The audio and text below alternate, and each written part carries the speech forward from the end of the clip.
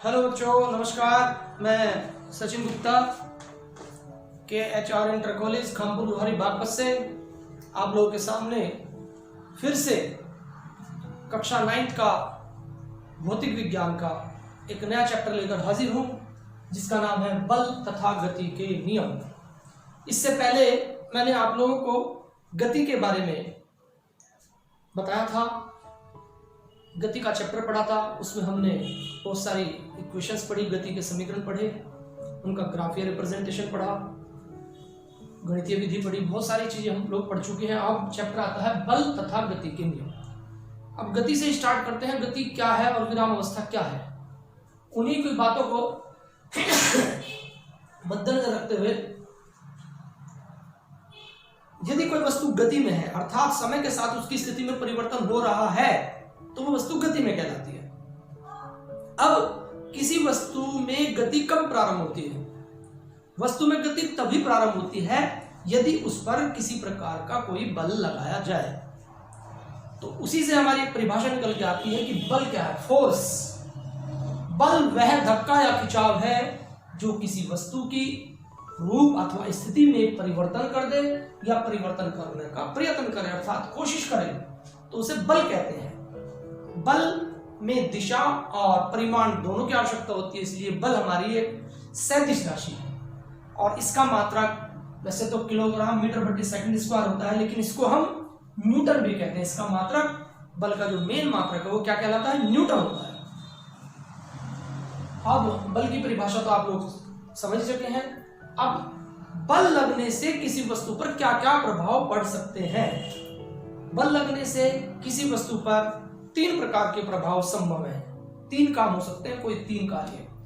Number 1, क्या कार्य हो सकता है कि बल लगने से कोई गतिमान वस्तु है उसकी चाल में परिवर्तन आ सकता है। उसकी चाल कम भी हो सकती है, उसकी चाल तेज भी हो सकती है।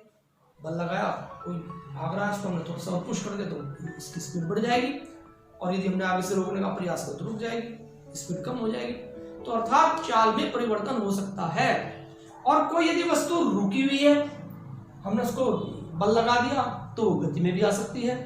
और यदि कोई वस्तु गति में भाग रही है, हमने पूरा फोर्स लगा दिया तो वो वस्तु रुक भी सकती है, अर्थात चाल में परिवर्तन हो सकता है। गतिमान वस्तु रुक भी सकती है और रुकी हुई वस्तु चल भी सकती है। ये पूरा का पूरा एक कार्य कहलाएगा, अर्थात चाल में परिवर्तन आ सकता है। क्या करने से? बल लगने से। नंबर 2, बल लगने से किसी गतिमान वस्तु की दिशा बदल सकती है। मान लीजिए क्रिकेट खेल रहे हैं और बॉल फेंकी गई, और जैसे ही बॉल इधर को आई और जैसे ही बल्ला घुमाया तो बॉल की डायरेक्शन पहले हमारी तरफ थी, जैसे ही बल्ला मारा बॉल से, बॉल की डायरेक्शन चेंज हो गई। बॉल आ रही थी हमारी दिशा की तरफ और जैसे हमने बल्ला घुमा के मारा तो बॉल जो है दूसरी दिशा में चली जाती है, अर्थात दिशा भी चेंज हो सकती है बल लगाने से। पहला, चाल चेंज हो सकती है, दूसरा, उसकी दिशा भी चेंज हो सकती है। नंबर 3, बल लगने से किसी वस्तु का आकार या आयतन भी बदल सकता है। बल लगाने से किसी वस्तु का आकार या आयतन, मान लो किसी वस्तु पर हमने बैलेंस फोर्स लगा दिया, दबा दिया, इधर से बल लगा दिया इधर से, तो उसकी आकृति यदि गोल होगी तो वो चपटी हो जाएगी। चपटी को हम गोल कर सकते हैं, गोल को चपटी कर सकते हैं, आयतन घटा सकते हैं, बढ़ा सकते हैं दबाने से। यदि कोई वस्तु जैसे रबड़ की है या कोई XY ऐसी चीजें हैं जो दब सकती हो, तो उनको दबाने से उनके आकार में बदलाव आ सकता है। तो बल लगने से 3 कार्य संभव है। नंबर 1, वस्तु की चाल बदल सकती है। नंबर 2, वस्तु की जो है दिशा बदल सकती है। और नंबर 3, आयतन या आकार भी बदल सकता है। ये बल के कारण होता है। और बल क्या कहलाता है? बल वह धक्का या खिंचाव है जो किसी वस्तु की स्थिति में परिवर्तन कर दे या परिवर्तन करने की कोशिश करे। ठीक है। अब आता है बल कितने प्रकार का होता है। बल के प्रकार, टाइप्स ऑफ फोर्स। बल 2 प्रकार का होता है। बल 2 प्रकार का होता है। एक को कहते हैं हम संतुलित बल और एक को कहते हैं असंतुलित बल, अर्थात बैलेंस्ड फोर्स और एक अनबैलेंस्ड फोर्स। अब संतुलित बल क्या है? हमारा बैलेंस्ड फोर्स क्या है? जब किसी वस्तु पर 2 या 2 से अधिक बल एक साथ लग रहे हो और उन सभी बलों का परिणामी बल 0 हो, कार्य कुछ ना हो रहा हो, बल दोनों तीनों तरफ से लग रहा है, चारों तरफ से लग रहा है, लेकिन वस्तु अपने स्थान से नहीं हिल रही है, या वो गति में है तो कंटिन्यू उसी गति में चल रही है, यदि रुकी हुई है तो वहीं पर रुकी हुई है, भले ही बल कितने भी लग रहे हो। तो जब बहुत सारे बल लग रहे हैं किसी चीज पर और वस्तु की स्थिति में कोई भी चेंजिंग नहीं आ रहा है, तो ऐसे लगे हुए सभी बलों को हम क्या कहते हैं, बैलेंस्ड फोर्स कहते हैं, अर्थात संतुलित बल कहते हैं। जैसे रस्सा खींचने की हम खेल खेल रहे हैं, उधर दो बच्चे हैं, इधर दो बच्चे हैं, खींच रहे हैं, पूरा दम उधर भी लगा रहे हैं, इधर भी लगा रहे हैं, लेकिन ना उधर जा रही है रस्सी ना इधर आ रही है। इसका मतलब बराबर बल लगा हुआ है, बैलेंस्ड फोर्स लगा हुआ है, दोनों में से कोई भी टीम नहीं जीत पा रही है। इसी प्रकार यदि किसी वस्तु को हम पुश कर रहे हैं, धक्का दे रहे हैं, तो धक्का देने से हम भी इतना ही धक्का दे रहे हैं, दूसरी तरफ से वही धक्का दिया जा रहा है और वस्तु अपने स्थान से नहीं हिल रही है, इसका मतलब बैलेंस्ड फोर्स है।